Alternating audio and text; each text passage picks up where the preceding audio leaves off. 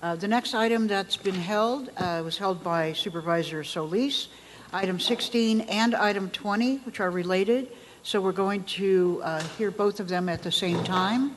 Supervisor Solis, did you wish to open? Just, yes, briefly, and I want to thank you, Supervisor Kuehl, for co-authoring this. I think today is a very, very special day for the County of Los Angeles. Since we arrived here, you and I, we've talked so much about career opportunities and pathways. And today, I believe our staff has done good work, our departments as well as folks, our stakeholders, and I'm glad to see them here. So with that, we have a lot to talk about, but I'll turn it over to them, Madam Chair, to our department heads. Anyone else wish to speak before the departments? All right. The order that I have, Cynthia Banks first. Please begin. Okay. Good morning, supervisors, and thank you so much for this opportunity to present to you our local and regional workforce development plans. With me today is Odo Solorzano, Chief Deputy, and Josie Marquez, Assistant Director of our Department Workforce Development, Aging, and Community Services. Also with us, we have Stephanie Stone from Military and Veterans Affairs, Antonia Jimenez from DPSS, and Terry McDonald from Probation. The plans that you have with us before you reflect a significant input that was gathered from 19 regional stakeholder forums held throughout the county prior to the draft being submitted before you. Over 500 individuals attended. They represented a broad section of business, labor, economic development, educational, and other workforce development partners. We released the draft of both plans on February the 1st for a 30-day public comment period. Both plans reflect our vision to align the county's workforce system to provide services to job seekers facing the greatest barriers. We want them to get jobs in industries that provide real career paths. I think it is important for us to first provide some context to the population that we are serving in Los Angeles County.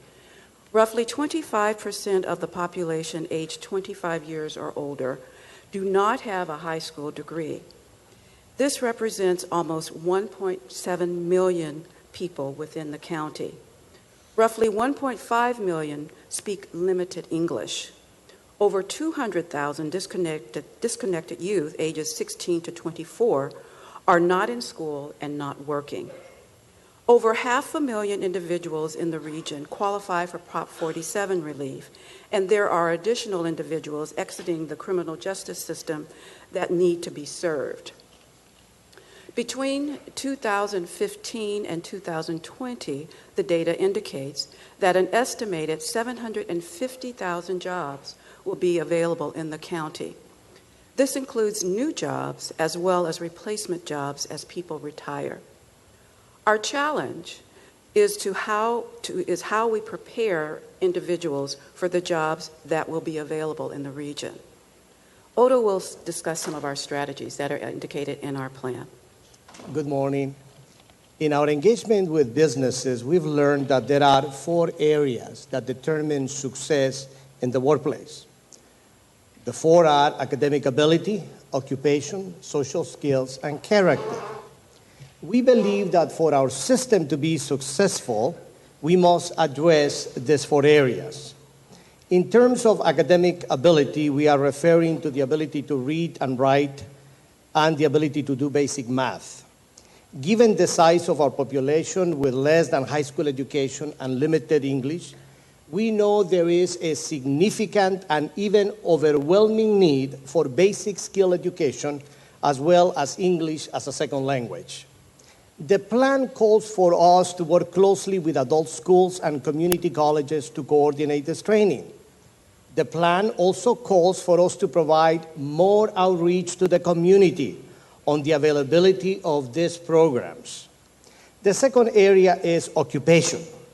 People need to know a trade, an area of expertise that allows them to get a job.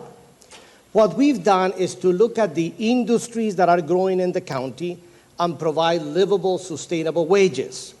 These industries are construction, trade, and logistics, entertainment and information technology, health services, leisure and hospitality, advanced manufacturing, which includes fashion, aerospace, analytical instruments, pharmaceuticals, medical devices, and bioscience. We are already working with many of these industries through the county's Workforce Development Board, a business majority advisory body required by federal law and appointed by your board.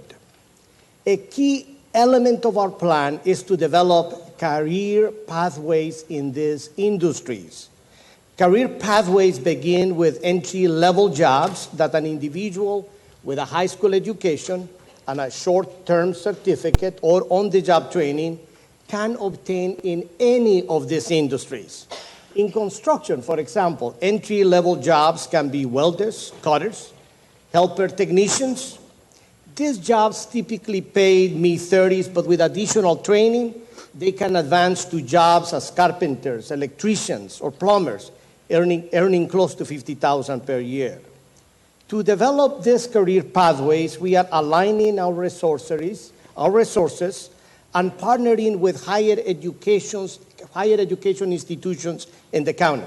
For example, there are 20 community colleges, 13 adult education consortia representing 55 districts, about 600 private training institutions, and multiple community-based organizations that provide training and services to support employment. Key to our effort is to develop career pathways working closely with the many unions in the county. The unions offer pre-apprenticeship and apprenticeship programs that can lead to employment with good wages and benefits. The adult schools and community colleges, specifically those providing career technical education, are already training thousands of individuals to obtain industry-valued credentials that lead to jobs.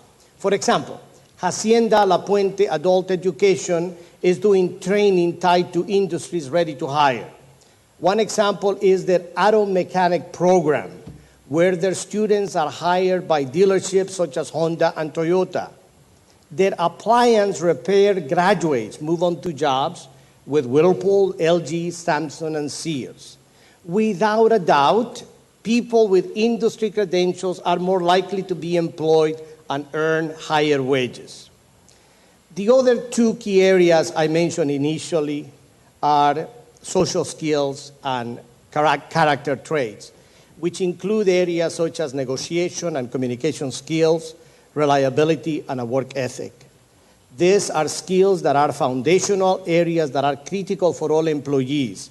Our strategy in this regard, more so in working with our youth, is to increase access to work-based learning, apprenticeship, and other strategies that strengthen social skills and build character traits.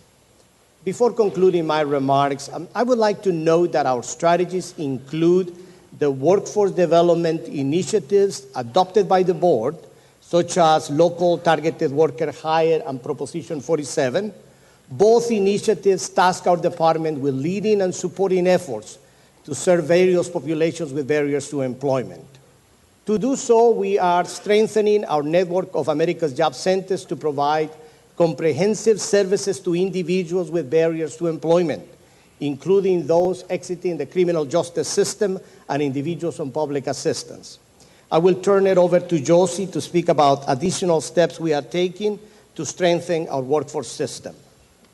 So to further strengthen our workforce system and to mobilize it in such a way that it addresses all that you just heard, we have established comprehensive America's Job Centers that are fully integrated with Employment Development Department, provide access to the Department of Rehab Services, and are strategically connected to a specific adult school, community college, and other resources within the region. Our goal is for our AJCCs to become the centers of an ecosystem that connects people with short-term training that leads to employment in industries that provide competitive wages and career paths.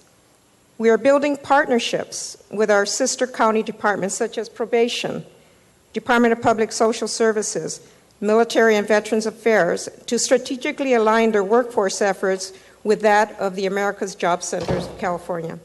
so as to maximize the resources and be more effective with our common customers. We have created a business services engagement team responsible for connecting with businesses as well as working with major industries to acquire business intelligence that we can use to place individuals in jobs.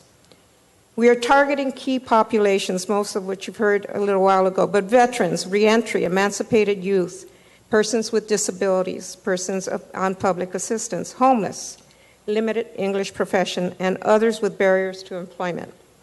In fact, we are establishing 2 specialized centers, one that is a jail-based job center to connect those coming out of the jail system with our AJCCs, America's Job Centers, and one that will serve veterans countywide.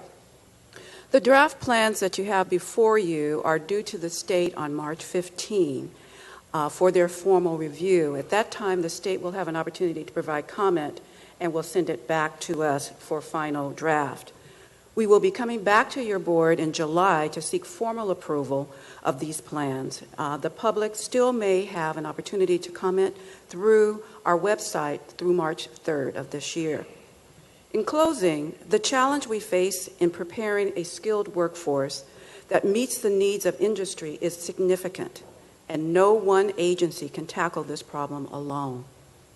But if we come together and align our efforts around these goals, we have an opportunity to make a significant positive impact on the residents and businesses of the region. Thank you. Thank you. Supervisor Solis, I know you want to close. I want to speak before you. Do we have any other requests to speak?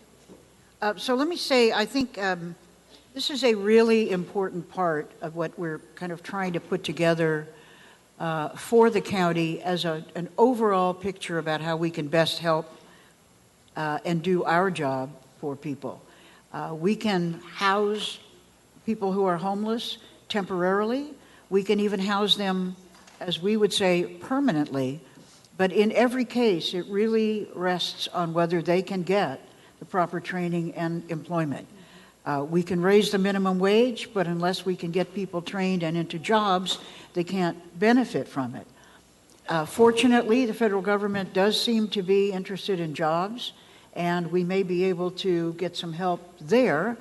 Not sure about anywhere else, but partnering with our community colleges, partnering with our local workforce development people, partnering with our local businesses, doing economic development. I think this is going to be a very big part of what we do in 2017 and 2018. So thank you, Supervisor Solis, for allowing me to co-sponsor this with you. Do you wish to make any closing comments? I really want to thank the speakers that came before us today, and I really want to reiterate how important it is that our departments, even though we are starting with a smaller number by coming forward with an MOU with those that came here and testified, but we need to expand this. So I can foresee in the future where we have Parks and Rec, ISD, housing, and all of those other entities that we've talked about here at the podium. And the best way, I think, to address our economy is by giving people opportunities for jobs. And that really is the bottom line, opening up and unleashing the talent and our services that we can provide. And for me, it's a labor of love, not just as a former Secretary of Labor, but someone who knows a job means something. And also being proud that my first job was with the Summer Youth Employment Program at 14 years of age, knowing that I could have a job as a recreational aide, and taking that paycheck home and saying, you know, this is worth something. Somebody invested in me. So I just want to thank everyone, and I want to thank the supervisors and Supervisor Kuehl for your leadership as well.